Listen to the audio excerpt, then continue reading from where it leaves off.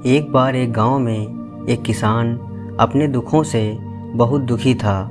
किसी ने उसको बताया कि तुम अपने दुखों के समाधान के लिए भगवान बुद्ध की शरण में जाओ, वे तुम्हारे सभी दुखों का समाधान कर देंगे। यह सुनकर वह किसान भगवान बुद्ध की शरण में चल पड़ा। वह भगवान बुद्ध के पास पहुंचा और कहा, हे बुद्ध, मैं एक किसान हूँ और मैं अपनी जीविका चलाने के लिए खेती करता हूँ, लेकिन कई बार वर्षा पर्याप्त नहीं होती है और मेरी फसल बर्बाद हो जाती है। किसान ने आगे कहा, मैं विवाहित हूँ, मेरी पत्नी मेरा ख्याल रखती है और मैं उससे प्रेम करता हूँ, लेकिन कभी कभी वह मुझे परेशान करती है, जिससे मुझे लगता है कि मैं उससे उकता गया हूँ, और अगर वह मेरे जीवन में नहीं होती तो कितना अच्छा होता। भगवान बुद्ध उस किसान की बात शांतिपूर्वक सुनते हैं।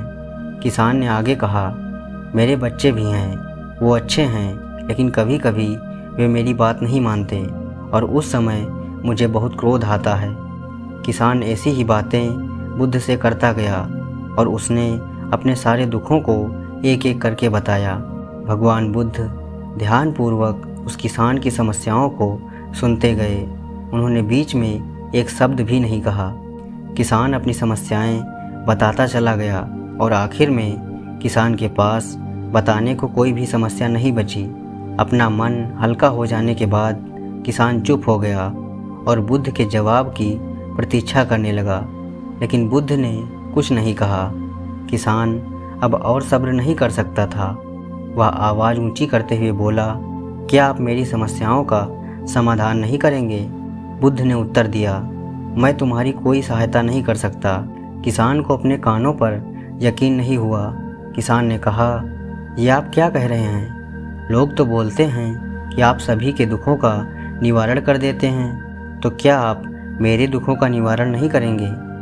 बुद्ध ने कहा, सभी के जीवन में कठिनाइयाँ होती हैं। तुम्हारे जीवन में कोई नई कठिनाई नहीं है।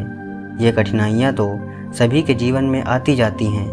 कभी मनुष्य सुखी होता है तो कभी दुखी, कभी उसे पराये अपने लगते हैं और कभी उसे अपने लोग पराये लगने लगते हैं। ये जीवन चक्र की तरह है, इनसे कोई नहीं निकल सकता है।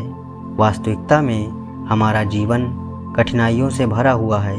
मेरा, तुम्हारा और सभी लोगों का जीवन समस्याओं से ग्रसित है। इसलिए मैं इन समस्याओं का समाधान नहीं कर सकता हूँ। यदि तुम किसी एक समस्या का उपाय कर भी लो तो उसके स्थान पर एक नई समस्या खड़ी हो जाएगी। यही जीवन का अटल सत्य है। यह सुनकर किसान क्रोधित हो गया। उसने कहा, सब लोग कहते हैं कि आप महात्मा हैं। मैं यहाँ एक आस लेकर आया था कि आप मेरी सहायता करेंगे। अगर आप मेरी समस्याओं का समाधान ही नहीं कर सकते तो मेरा यहाँ आना व्यर्थ हुआ। इसका मतलब सभी लोग झूठ बोलते हैं। मैं बेकार ही आपके पास आया। इतना बोलकर किसान उठकर जाने लगा। तभी भगवान बुद्ध ने कहा, मैं तुम्हारी इन समस्याओं का समाधान तो नहीं कर सकता हूँ, लेकिन हाँ, मैं तुम्हारी एक दूसरी समस्या का समाधान कर सकता हूँ। किसान ने आश्चर्य से कहा, इन समस्याओं के अलावा दूसरी समस्या? भला वह कौन सी समस्या है? बुद्ध ने कहा, वह यह है कि इसी समस्या के कारण ही दूसरी कई समस्याओं का जन्म हुआ है। तुम इस बात को स्वीकार कर लो कि सभी के जीवन में समस्याएं होती हैं, कठिनाइयाँ होती हैं। तुम सोचते हो कि तुम इस दुनिया में सबसे ज़्यादा दुखी हो और तुम्हारे जितना कोई और दुखी नहीं है। तुम अपने आसपास देखो, क्या वो लोग तुमसे कम दुखी हैं?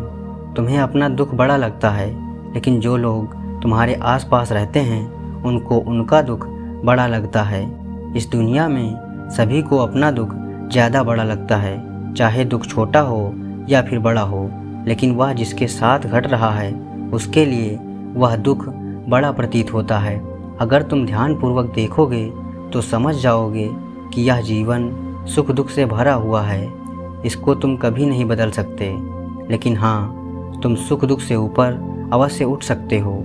यह तुम्हारे लिए संभव है। सुख और दुख को हम आने से नहीं रोक सकते हैं, लेकिन सुख और दुख का हम पर कोई प्रभाव न पड़े ऐसी व्यवस्था हम कर सकते हैं। और इसकी शुरुआत इस तथ्य को समझने के साथ शुरू होती है कि हम कुछ भी कर लें, जीवन में सुख दुख आने ही आने हैं, लेकिन हमें उनसे विचलित नहीं होना चाहिए। इसलिए आज से तुम यह चाहना छोड़ दो कि तुम्हारे जीवन में कोई समस्या ही ना आए, और तब तुम जीवन में आने वाले सुख दुख को स्वयं में समा सकोगे। तूफान के मध्य में भी शांत रह सकोगे और हर्षोल्लास के शोर में भी संतुलित रह पाओगे। किसान बुद्ध के चरणों में गिर पड़ा।